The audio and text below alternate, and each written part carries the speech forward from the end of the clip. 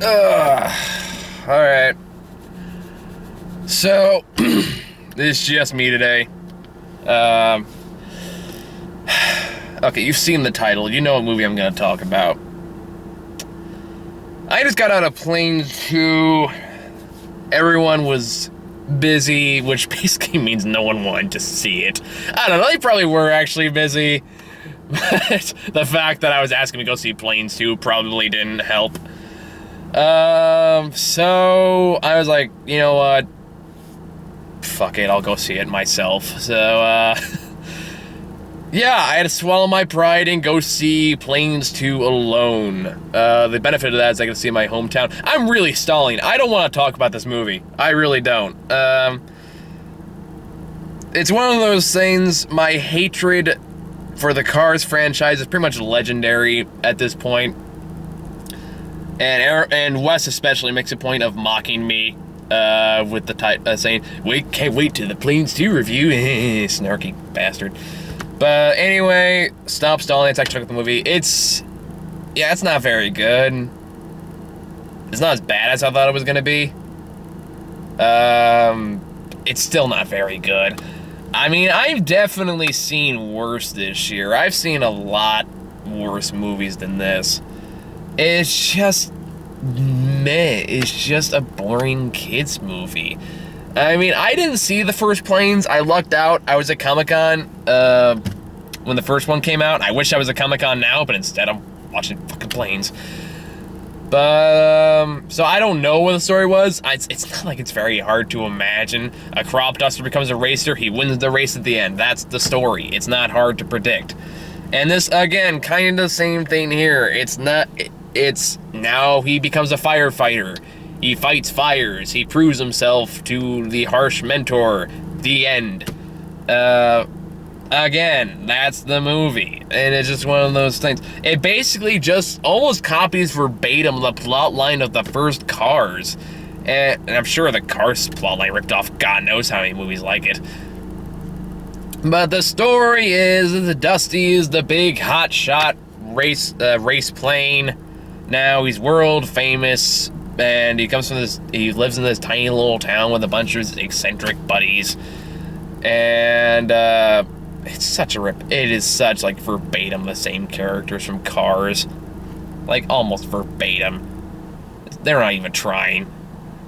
That's the thing. The movie's not really trying to be anything spectacular. The one thing I did like about it is I did like the clear respect it has for firefighters. I liked that.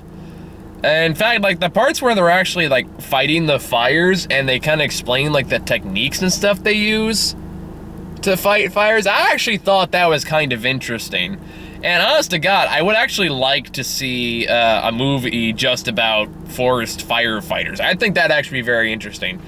At least based on what I see here, like there is potential for some kind of interesting stuff. I mean, at least stuff that I don't know about. And I'm always kind of fascinated to learn about that kind of stuff. So I would actually like to have seen that. Unfortunately, it's also based on this movie is based on a franchise just won't fucking die. So anyway, where was I?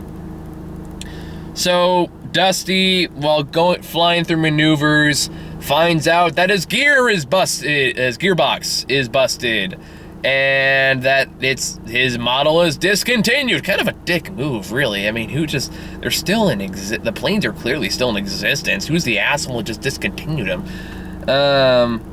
But anyway.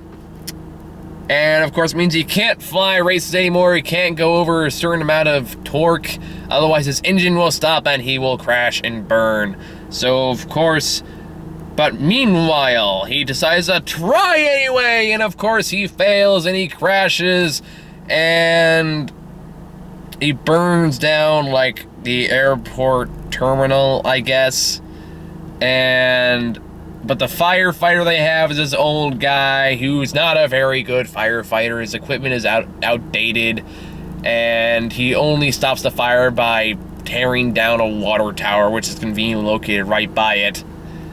And then the safety patrol comes in. I forget exactly what they called it. and says, okay, you need a second firefighter and new upgrades in order for you to really to keep this airport open. Until then, we're gonna close it down. So Dusty finds out about crop dusters who used to put out fire, and says, hey, I'll become one of those guys and save the airport. So he's off to this camping lounge to join a bunch of forest firefighters to get certified so he can go back to the airport and save his town, blah, blah, blah. In the meanwhile, he meets up with his mentor, Blade, who is basically the same character as that one car from the first Cars. I don't know. And you can pretty much tell the story's gonna go from there. He has a part, he's learning the ropes, he's starting to get along with everyone, and then, of course, there's the part where a big disaster happens, he fucks up, and then he finds his real purpose, and he finds out he's a real firefighter, and he goes in, he saves the day, the end. It's predicted. Oh, and of course, they get someone to make a new gearbox and blah, blah, blah, blah, blah. You're not going to see this movie. I don't care if I spoil it. You've watched the show. You know we spoil everything. So, yeah, that's the movie. And it's like, along the way, I don't really know what to fucking talk about. It's kind of one of those movies. Like, I don't care. I really don't care. And it's kind of weird. I haven't done one of these by myself since that Sylvester Stallone movie. But it's like, there's just a lot of not bad okay, it is bad, but it's just odd things. Like, I will say this is the first animated movie I've seen, movie, not TV show, otherwise Helga would be in this category, that just has a just not subtle at all stalker. At least I can't think of another CGI anime movie that has a just straight up stalker in there. Because there's this other firefighter plane, she got a couple chuckles out of me, I'll admit, that just obsessed with Dusty and just proceeds to stalk him through the entire rest of the movie. Most of it's not funny. There's one line towards the end I admit was kind of funny, and that's only because of the delivery and the fact that it was just straight up creepy as fuck. Where, like, after Dusty inevitably pushes it too far because he needs to save the day, and he ends up crashing and he gets repaired several days later, and after he wakes up, like, the mechanic's like, well, we had to do this and this and this and this, and she never left, she was with you the whole time. And you kind of thought that was going to be okay, that's a sweet tender moment when they get together or whatever. But then she leans forward and just says, I like watching you sleep. And I was like, okay, I actually didn't see that coming, bravo. So that was kind of funny. There is a villain in this movie. I don't really know why. You really didn't need one. It's like the same thing with, like, the Titanic. Isn't the iceberg kind of already the villain? Or in this case, isn't the fire kind of already the villain? Or even like in Pompeii. It's like, isn't the volcano kind of already the villain? Why do we need another villain? But it's like, there's this obnoxious superintendent who is all about the money, and we can't close this lodge, even though there's a fire pretty much right around the corner. And like, they keep warning him that there's a fire coming, but he won't listen because he's all concerned about the money, rah, rah, rah, rah.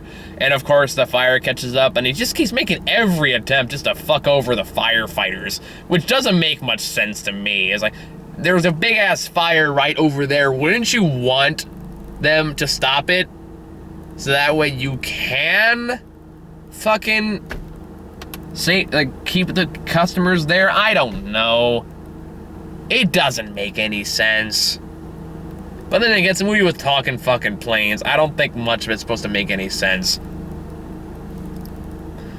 Ugh, whatever. So, I don't know what else to talk about. I mean, it's just a boring kids movie. Like I said, I felt like I learned a remarkable enough about how people fight fires, and I thought that stuff was interesting. Well, not a lot, but enough that, you know, to pique my interest. And it's like, that stuff is interesting. If they had more stuff in there, I'd say there's at least something valuable to take away from this.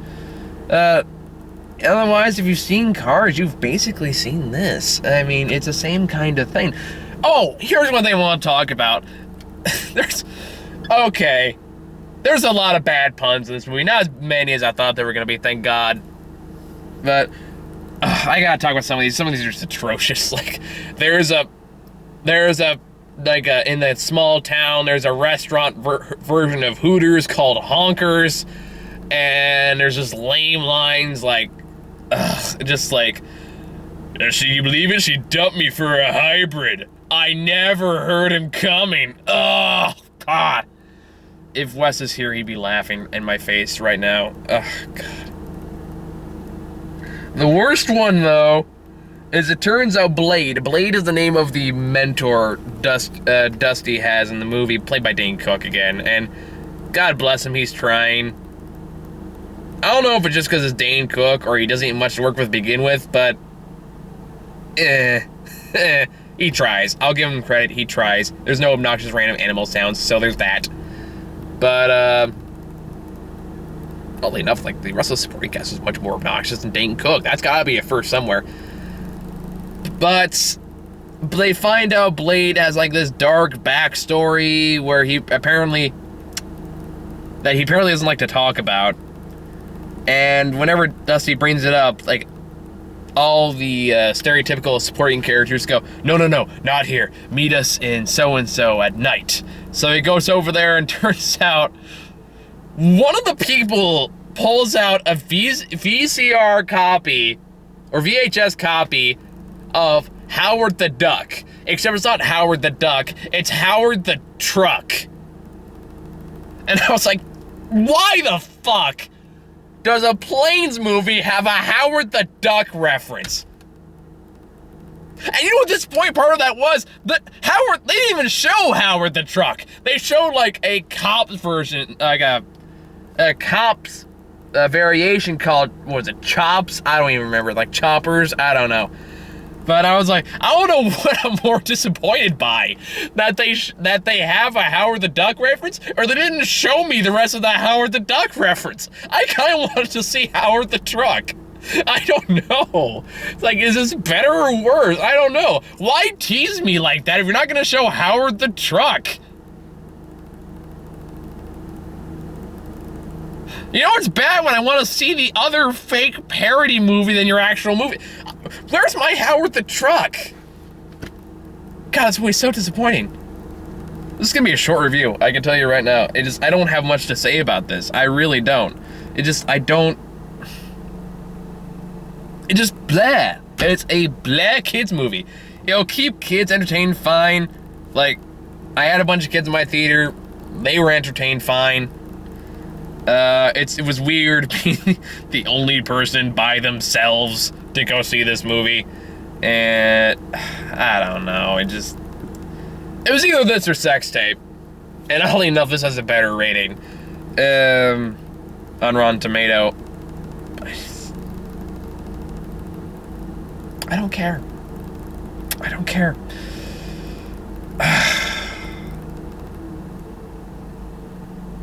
I don't know. Oh, fuck.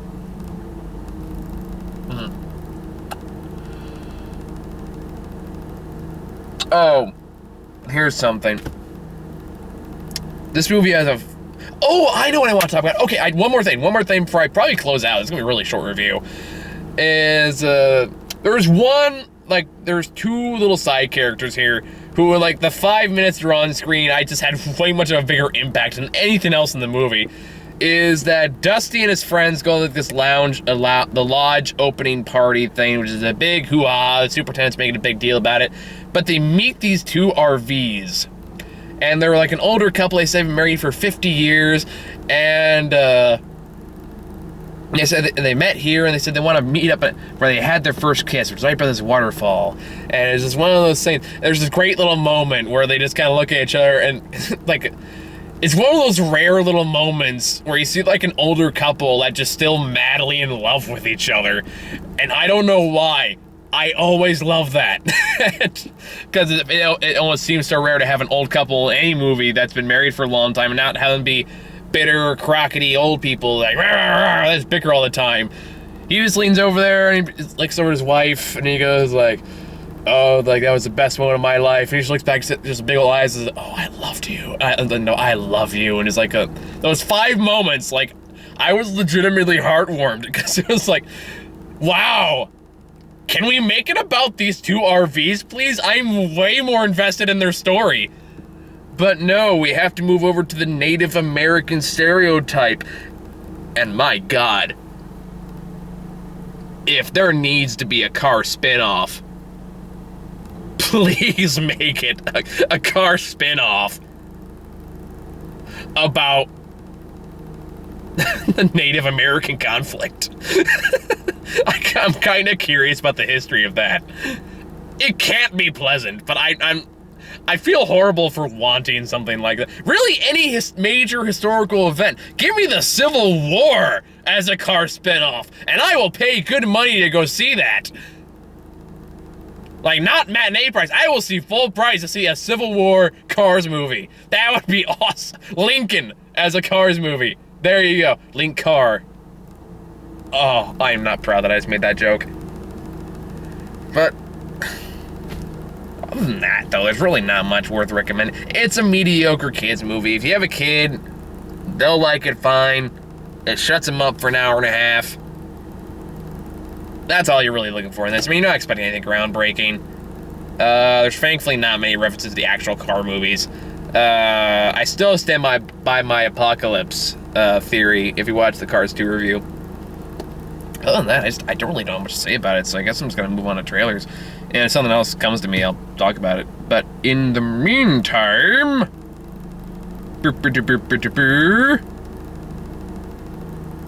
Yes! So, interesting trailers this time around. First one I got was the teaser for Big Hero 6, which is also another Disney movie. It's like the first animated Marvel movie they're making. The teaser looks okay. I seen the more recent trailer, and that looked a lot better. So this is a movie like I'm cautiously optimistic about, because I was also really excited for Wreck-It Ralph, and that one was just okay. I know a lot of people really liked it. I just thought it was okay. But yeah, I mean, it has promise. It looks like the animation looks great, so I'm excited for that. And Disney animation has been doing pretty well lately, so, you know, this aside. And then Box Trolls. The Box Trolls. I'm very excited about this one. I'm a huge fan of the company. I love Paranorman. I haven't seen all of Coraline, but the parts I've seen I've liked. So I'm excited about those two. I really like those movies. I really looking forward to this one. It looks like it's kind of being like a weird form of Oliver Twist, kind of. Where, like, the poor kid is found by a richer person who teaches him to, like, interact. Of course, except the difference is that Oliver Twist in this version lives with a bunch of trolls that hide in boxes. But no, it's like the claymation. I've always loved that art style. Always liked the uniqueness and the dedication that it takes. And the animation looks great. Really smooth, really just flowing. The expressions and all that stuff, they've really just done a great job with it. So I'm really excited for that one. I think that one's going to be good. If nothing else, it's going to be different. And it's going to be inventive. And because it does look like, I don't know if it's based off anything. Maybe based on a book. But just from what I've seen, it looks like it's going to be pretty unique. So I'm excited for that. And Penguins of Madagascar. Another movie I couldn't really care less about. I mean, the penguins are funny in the Madagascar movies. I liked them fine. But it's one of those things, it's whenever you try to get these supporting funny character that everyone likes into their own movie, you realize they're not strong enough characters to make into their own movie. Like, I guess Puss in Boots would be an example, although I understand a lot of people like that one. That one's kind of mediocre too. But, I don't know, it's just, usually it doesn't work. Maybe it'll work. I don't know. The kids will like it. You can tell right off the bat kids are gonna like it. And last one, Dolphin's Tale 2. I know Patrick is gonna want to see this one. This is the newer trailer for it. it looks so ridiculously cheesy. I mean, so cheesy. It just looks so ridiculous. It's got all the schmarm and the basically, you might as well just have, it looks like a movie that would open on the Disney Channel. The only reason it's not is because it has fucking Morgan Freeman in it. Which, I'm sorry, I love you, Morgan Freeman, but man, you will do anything these days. It's like, same thing with Kelsey Grammer. It's like, man, where did your standards go? Paycheck's a paycheck. You get older, stop caring, I guess. But yeah, not really looking for. I know Patrick's gonna like it because Patrick likes everything that I hate. So that'll be an interesting review. I don't think it's gonna be like as bad as some of the movies me and Patrick have gone and seen, like Tammy or Single Moms Club or any of that. It just looks. It looks like it's gonna make me want to vomit because of the cheesiness, and yeah. So closing out here, Planes 2, not a very good movie.